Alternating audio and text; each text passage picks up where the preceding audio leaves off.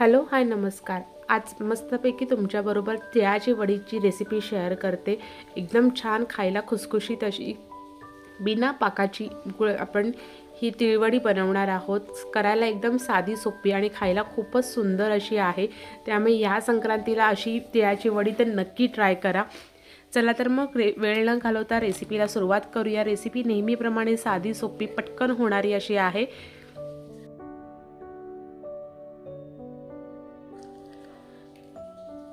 सुरुवातीला इथे आपण आहे ना गूळ घ्यायचा आहे. गूळ आधी किसून घेऊया. जर तुम्ही गुळाची पावडर आणली असेल तर ठीक आहे, पण इथे मी अख्खा असा गूळ घेतला होता. त्याच्यामुळे इथे आपल्याला 2 कप गूळ लागणार आहे. त्याच्यामुळे इथे आपण गूळ आधी असा किसून घ्यायचा आहे. इथे मी सेंद्रिय गूळ वापरला, त्यामुळे त्याचा कलर थोडा डार्क येतो. तुम्ही असं एकदम व्हाईटसर गूळ वापरला तो एकदम तर तो केमिकलवाला असतो. त्याच्यामुळे शक्यतो अशा हे करा. आणि ज्याच्यामध्ये आपल्याला वडी सेट करायची आहे त्याला आपण त्या ताटात आधी आपण थोडंसं ना तूप टाकून सगळीकडनं व्यवस्थित अशी तयारी करून घेऊया. कधीही गुळाची कोणतीही म्हणजे अशी वडी किंवा कोणतीही अशी गोष्ट करायची असेल जी पाकातली असेल नाही तर बिना पाकाची, पण असं सेट करण्यासाठी जी करायची असेल तर ज्याच्यामध्ये सेट करायचं आहे ना, ज्याच्यामध्ये ठेवायचं आहे ते आधी रेडी ठेवायचं असतं. इथे आपण आता घ्यायचं आहे मेजरिंग कपचा 1 कप सफेद तीळ. सफेद तिळाचा आपण कलर जास्त न बदलता असे मस्तपैकी एकदम खमंग असे भाजून घ्यायचे आहेत. त्याच्यामुळे सुरुवातीला आपण जे काही प्रमाण मी तुम्हाला सांगितलेलं आहे त्याच्यामध्ये 2 कप गूळ वापरलेला आहे, 1 कप सफेद तीळ वापरलेले आहेत. आणि सफेद तीळ छानपैकी आपले भाजून झाले की आपण ते एका ताटामध्ये काढून घेऊया.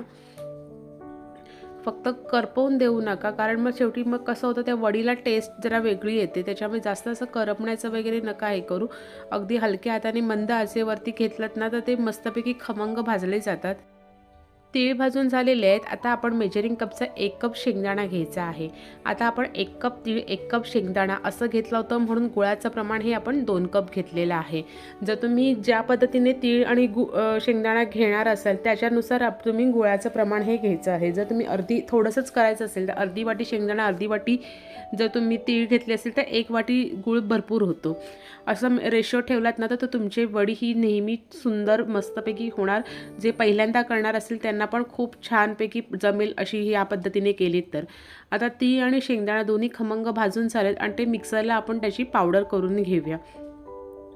एकदम पण असं गहे नाही करायची आणि एकदम जाडी पण नाही ठेवायची, अशी मध्यम अशी आपण ती बारीक करून घ्यायची आहे. आता आपण जो गूळ किसून ठेवला होता तो आता आपण त्याचं ते वितळवून घेऊया. त्यासाठी ते सुद्धा आपण करताना मंद आचेवरच करायचं आहे, म्हणजे व्यवस्थित आपल्याला ते सगळं काही करता येऊ शकतं. कुठेही आपलं प्रमाण चुकत नाही किंवा आपली रेसिपी अजिबात बिघडत नाही, पदार्थ आपला बिघडत नाही. आता ह्याच्यामध्ये मी 2 चमचे तूप टाकून घेणार आहे आणि गूळ मंद आचेवरती छानपैकी आपल्याला तो फक्त वितळवून घ्यायचा आहे. त्याचा असा कोणता असं आपण जसं बाकीच्या वेळेला ते वडी वगैरे करताना पाक चेक करतो की बरोबर कडक झालं आहे की नाही, वडी आपली कडक होणार आहे की नाही, अशा पद्धतीने आपल्याला काहीही करायचं नाही आहे. फक्त गूळ आहे तो आपल्याला विरघळवून घ्यायचा आहे. जे आता कापताना थोडाफार असं जरा जाडसर राहिलेला असतो तो सगळा व्यवस्थित असा आपण पूर्णपणे वितळवून घ्यायचा आहे. बाकी काही नाही, फक्त मंद आचेवर केलं ना तर अगदी परफेक्ट होऊन जातं. इथे तर थोडासा जाड राहिला होता तो मी असं चमच्याने बारीक करून घेतला आहे आणि आपला गूळ हा व्यवस्थित असा विरघळून झालेला आहे.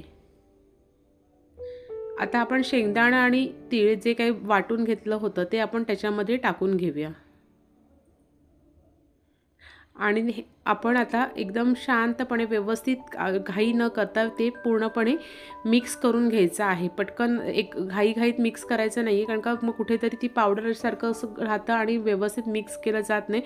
त्यामुळे आता तुम्ही हे पूर्णपणे मिक्स करून घ्या. मिक्स केल्यानंतर गॅस बंद केला जाईल. पण फक्त हे सगळ्या गोष्टी आहेत ते एकदम आता मीडियम फ्लेमवरतीच करायच्या आहेत, नाहीतर सगळं काही करपण्याचे चान्सेस भरपूर असतात. ज्यांना पहिल्यांदाच करायचे आयडिया येत नसते त्यांच्यासाठी हे आहे की तुम्ही जे काही करताय ना ते अगदी मंद आचेवर करा. आणि आपण काही पूर्ण असा मोठा पाक बनवला नाही आहे की लगेच आपली वडी कडक होईल. आता आपण जे सगळं काही तयार झालेलं आहे ते आपण आता या ताटामध्ये काढून घ्यायचं आहे. इथे गॅस बंद करून आपण सगळं मिश्रण आहे ते ताटामध्ये काढून घ्यायचं आहे. आपण त्याला तूप वगैरे आधीच लावून ठेवलेलं असल्यामुळे आपली काही घाई होत नाही. मस्तपैकी छानपैकी आपली ही वडी तयार होणार आहे. खायला अगदी म्हणजे लहानांपासून अगदी वृद्धांपर्यंत सगळीजण छानपैकी खाऊ शकतील अशी आपली ही तिळवडी तयार होणार आहे। आता इथे मी एका ग्लासच्या साहाय्याने ते सगळं एक लेवल करून घेते। किती जाडी बारीक हे करायचे हे तुम्ही तुमच्या ह्याने ठरवायचं आहे। चौकोनी करायचे किंवा तुम्हाला अजून वेगळ्या कोणत्या आकारामध्ये करायची असेल तरीसुद्धा चालेल। इथे वरती मी गार्निशिंगला सफेद ते अजून टाकून घेते, दिसायला छान। बाकी काही त्याचं असं नाही आहे की टाकलं तरी ठीक आहे। आणि ते चिकटण्यासाठी आपण त्याच्यावरती परत एकदा ग्लासनी असं प्रेस करून घेतोय।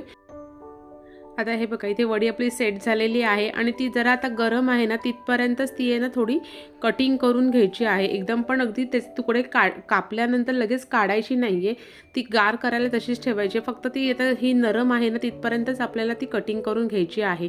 आणि आता पूर्णपणे गार झालेली आहे ती। आता गार झाल्यानंतर त्याचे अगदी छानपैकी पटकन पीस पडतात। त्याच्यामुळे परत एकदा तुम्हाला मी दाखवते। हे बघा सुंदर अशी आपली ही बिना पाकाची तिळाची वडी तयार झालेली आहे। खायला इतकी सुंदर टेस्टी आहे ना, त्यामुळे ह्या संक्रांतीला नक्की ट्राय करा। आणि तुम्ही अशा पद्धतीने ट्राय केल्यानंतर तुमची ही कशी बनते मला नक्की कमेंट्स करून सांगा। चला तर भेटूया परत एका नवीन रेसिपी सोबत। तोपर्यंत ह्या व्हिडिओला लाईक करा आणि चॅनलला सबस्क्राईब करा। थँक्यू।